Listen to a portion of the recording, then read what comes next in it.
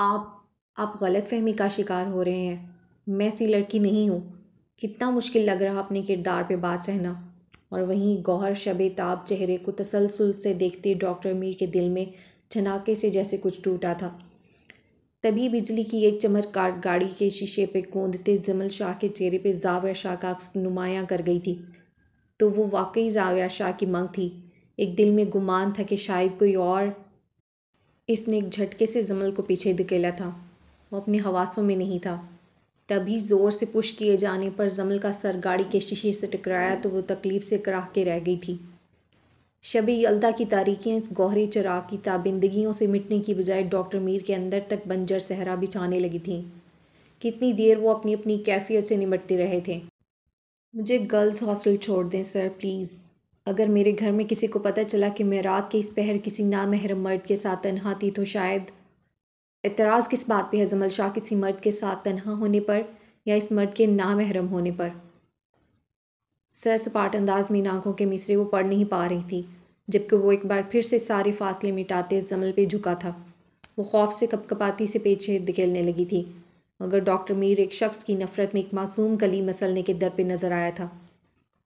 तू मैं हुआ, मैं तू हुआ, तू तन हुआ, मैं जान हुआ। अब कौन है जो ये कहे तू और है, मैं और हूँ।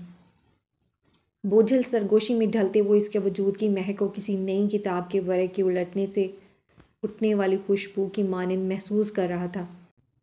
जमल की लंबी घनेरी रोशन हमेशा महकती रहने वाली पलकें बारिश से ज़्यादा अपने अंदर अब लिए हुए थीं,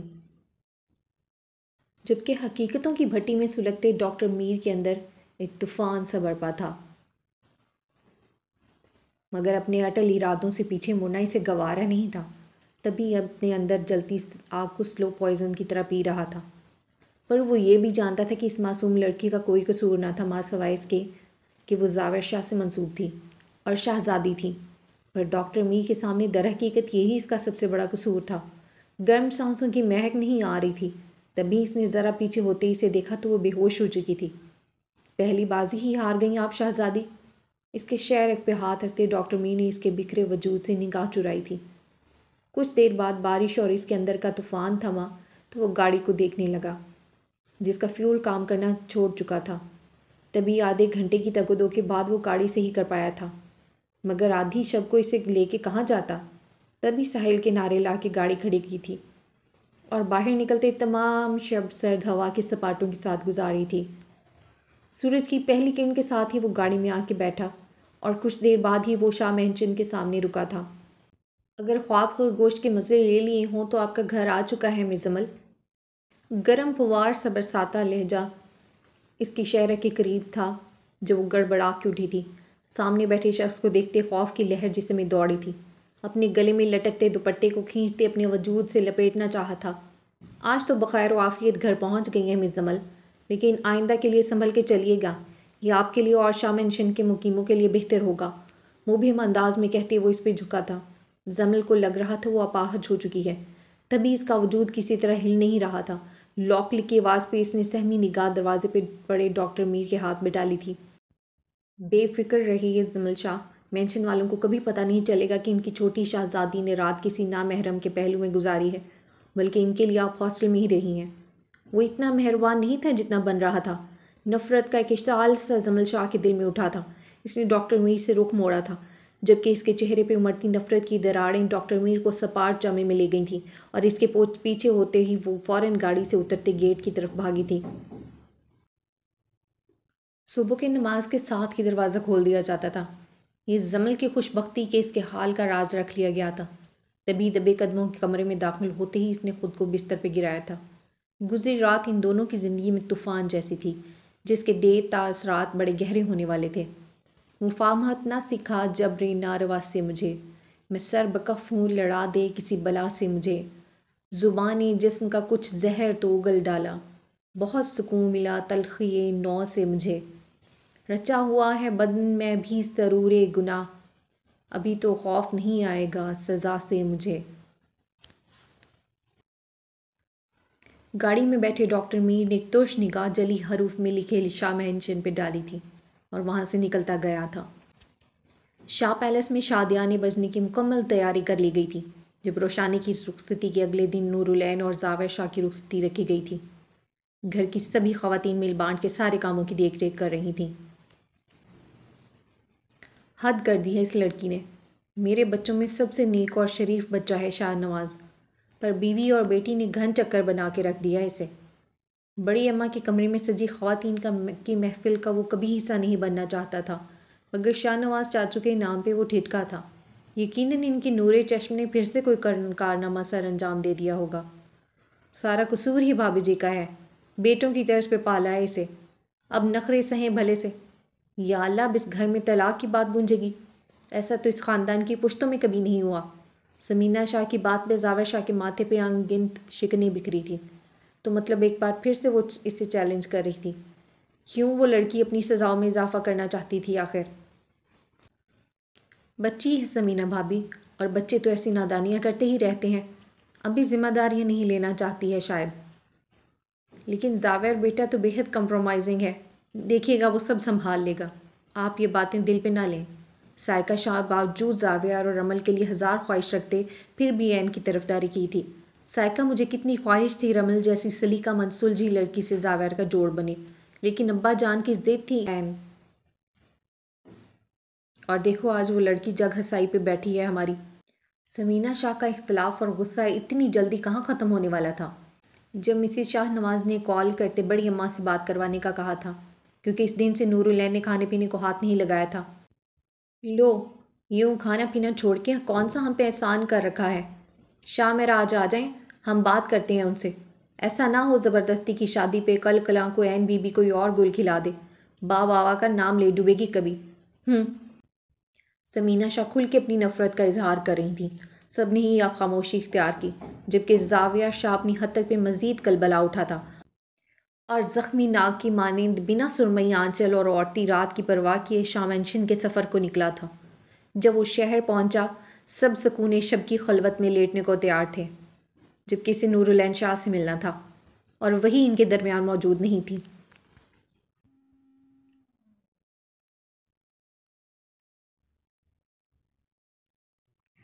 रात के खाने का वक्त था, लेकिन सब जैसे किसी रूटीन से बांधे सिर्फ भूख मिटाने की खातिर खा रहे थे। सबसे काबिल फ़िक्र बात यह थी कि टेबल पर मौजूद जमल और शहीद तक में कोई नोक झोंक नहीं चल रही थी। मिसेस शाह नवाज़ इसे कमरे में चाय देने आई तो वो गैर मरई नुक्ते पे निगाहें जमाए बैठा था। जावेर बेटा। उनकी आवाज़ पे वो चौंकते हुए सीधा हो बैठा था। जावेर, बड़ी अम्मा ने तुम्हें बताया ही होगा बेटा। मुझे गलत मत समझना, मगर मुझसे नूरे जहाँ की यह हालत देखी नहीं जाती। उनकी आंखें भराई तो आवाज़ की लड़खड़ाहट पे जावेर शाह के अंदर एक इश्तियाल सा उठा था। कितनी बेहिस थी वो लड़की, जिसने माँ बाप तक को आजमाइश में डाल दिया था। मैं उनसे बात करता हूँ चची जान। जानता हूँ मेरे इस अचानक डिसीजन पे अपनी स्टडी को लेके कुछ डिस्टर्ब है, जबकि मैं इसके तमाम खदशात ही दूर करने आया हूँ। अगर आप इजाज़त दें तो मैं इसके रूम में जाके इससे बात कर लूँ। वो चेहरे पे हल्की फुल्की बशाशत लाई इन्हें कह रहा था। अरे ये कैसी गैरों वाली बात कर दी बेटा भला। हमें कोई एतराज़ क्यों होगा? तुम्हें हर तरह से हक हासिल है।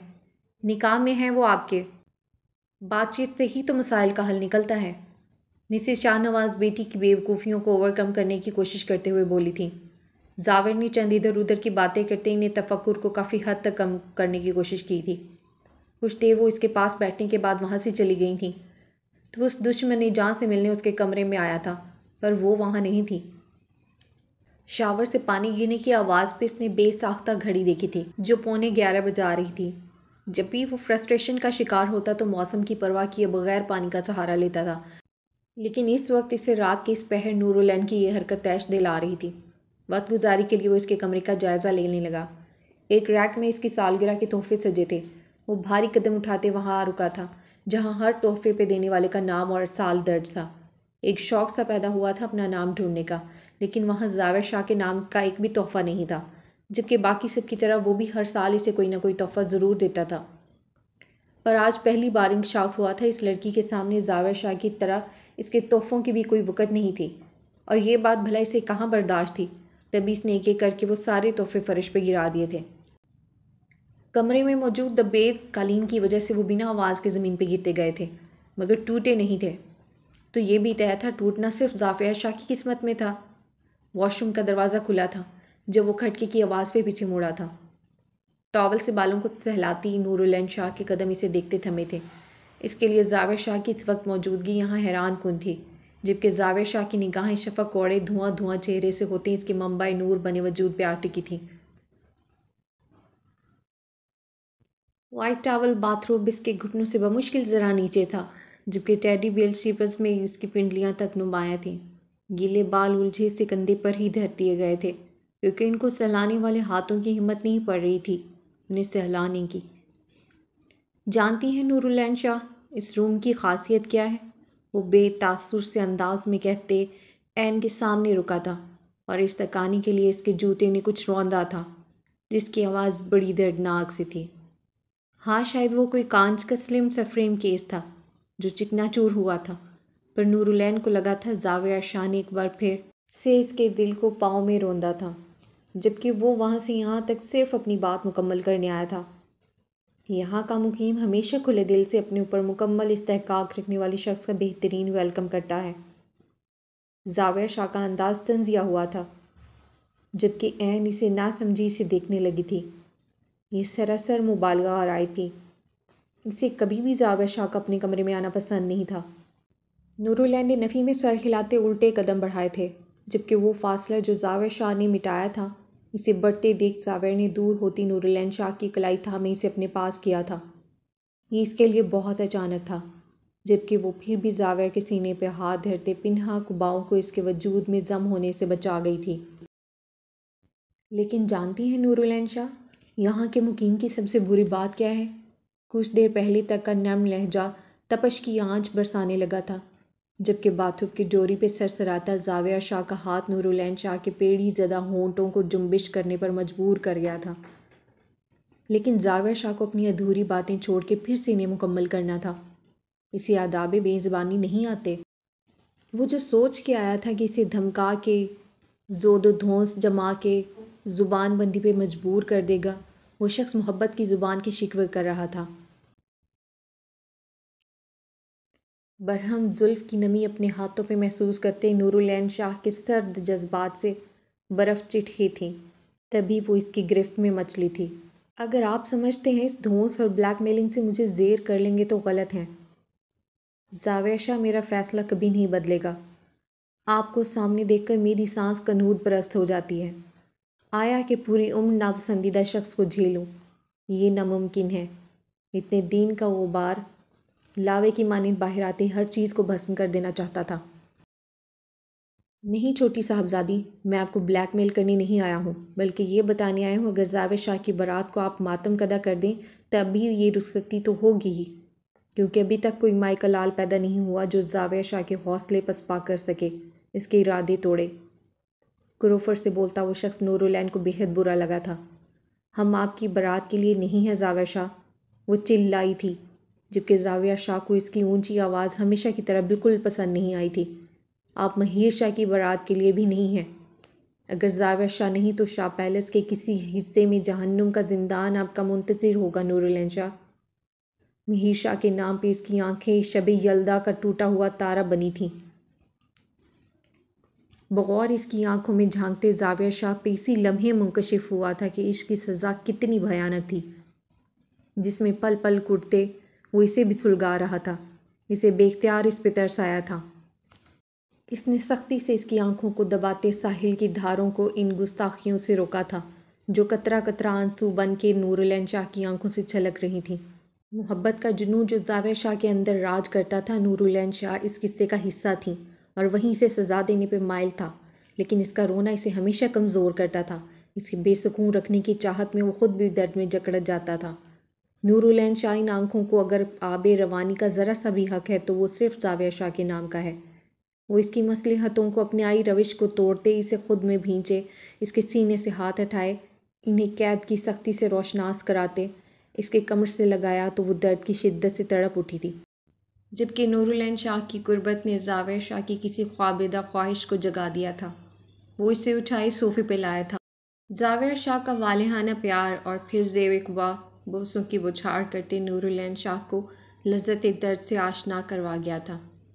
इसके गुले नगी शबनमी होंठों को लबों से छूते वो बेकरारी से इसकी रूह में उतरना चाहता था, जबकि वहशत पे मुब्तला नूरुलैन को अपने वजूद पे लगाई उनसियत की छाप एक कारी ज़र्ब से लग रही थी।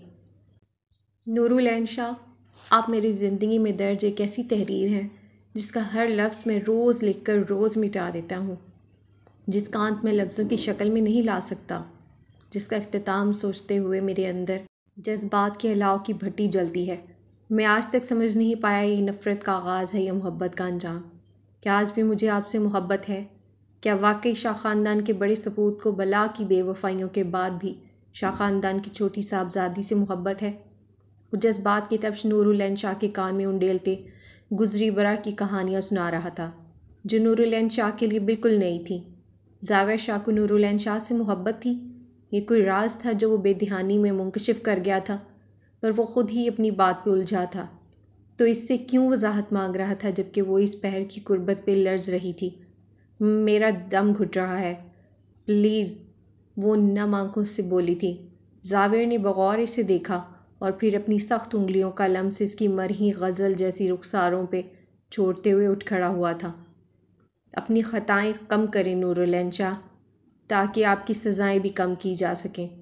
वो गुजारिश थी या हुक्म, वो समझ नहीं पाई थी। मुझे मौत कबूल है ज़ावेर शाह, लेकिन आपका साथ नहीं। सुना आपने? लर्ज़ते होंठों की तरह हमेशा की तरह गुस्ताखी की थी। तभी वो अपने दिल और दिमाग की रंजिशों से उलझ गया था और दूसरे ही लम्हे वो इस बीच की आहनी गिरफ्त में तड़प रही थी। किस्मत की देवी इस पर बुरी तरह मेहरबान थी। जब इस दिन कॉलेज आमद पर इसने ज़ावेर शाह के पहलू में बैठी लड़की को बगौर देखा था।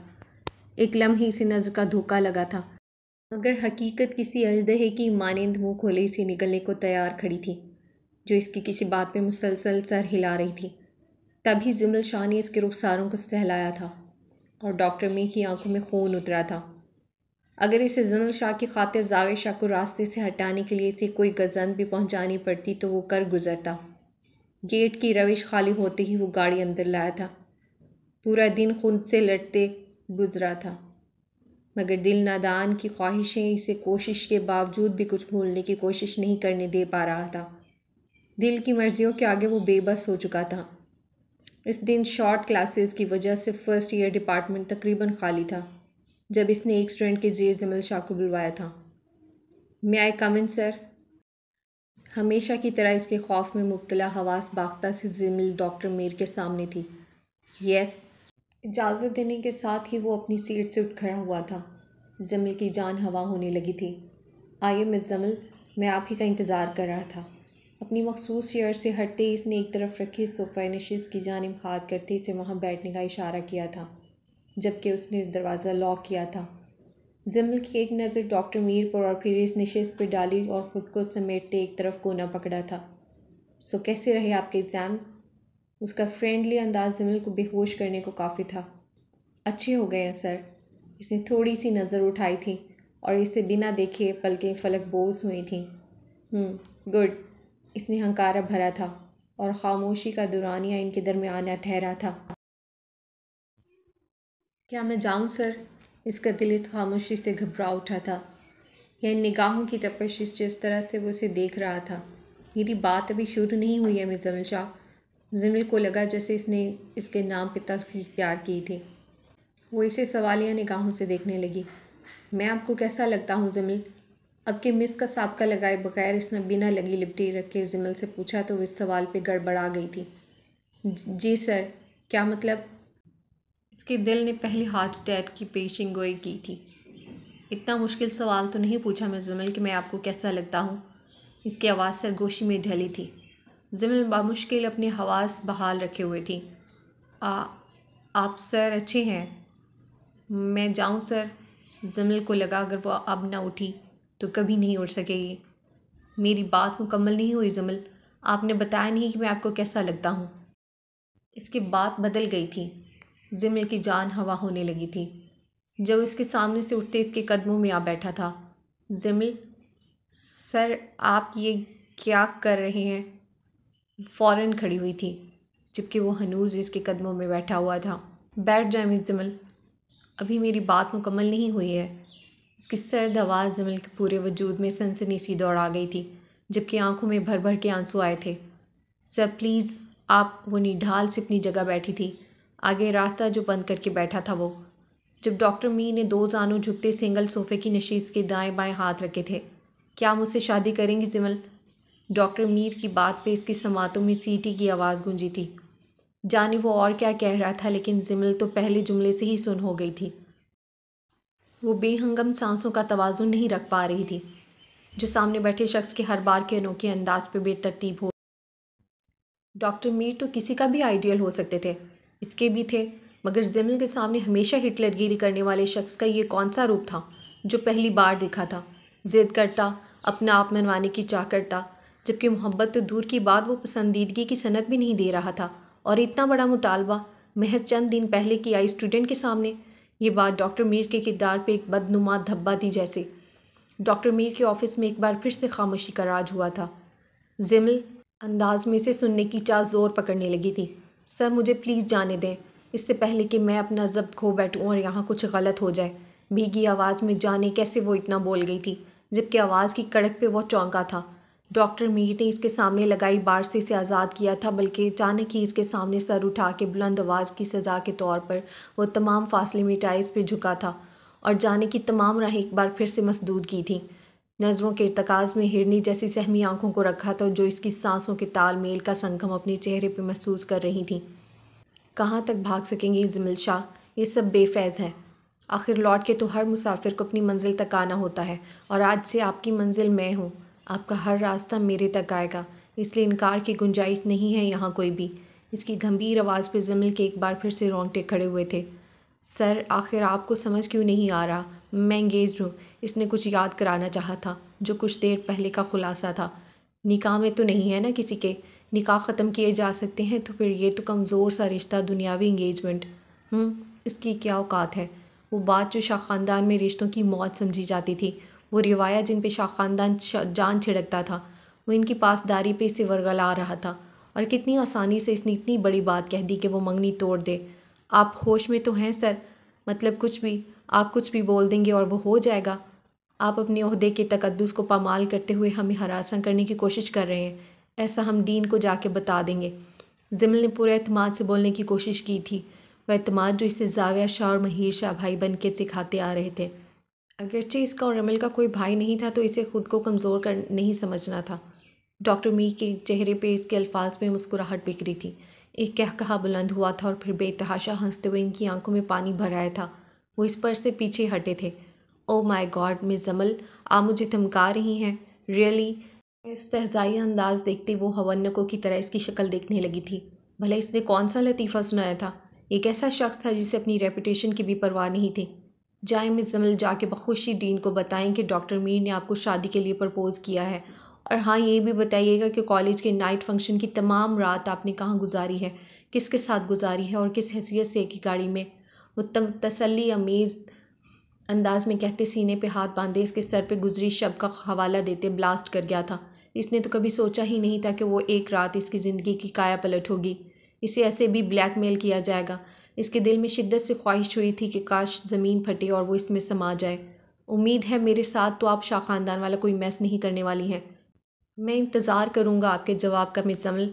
और हाँ, मुझे इनकार सुनने की आदत नहीं है। इससे बहुत कुछ रियलाइज़ करवाते वो इसकी हालत पे तरस खा रहा था, ना इसे जलाने से आवाज़ आ रहा था। तभी एक नाश नालम से इसकी नाक पे ठहरते फिर पेशानी का बोसा बना था। जिमल की आंखें इस मंज़र पे भीगती गई थी, जबकि डॉक्टर मीर औरत के इस हथियार के सामने कमज़ोर नहीं पड़ना चाहता था। तभी मुकम्मल तौर पर पीछे हटते वहाँ से निकल गया था। कितनी देर वो एक बेहिस्सो हरकत बैठी रही थी। वो सुलगता भीगे लेमों का लफ्ज़ उसकी नाक और पेशानी पे मौजूद था। दिमाग जैसे ही बेदार हुआ था, वो भागने के अंदाज में वहाँ से उठी थी। मैं आपके जवाब का मुंतज़िर रहूँगा मिस जमल। मुझे यकीन है आप मुझे मायूस नहीं करेंगी। दरवाजे से निकलती जमल के समातों में एक बार फिर से रिमाइंडर फिट किया गया था। डॉक्टर मीर के लफ्ज़ों ने इसके कदम बांधे थे, पर इसमें इतनी हिम्मत कहाँ थी वो मुड़ के एक बार फिर इस शख्स को देख लेती, जो कल तक इसे देखना गवारा नहीं करता था और आज इसका तलबगार बना बैठा है। अचानक ही कैसे?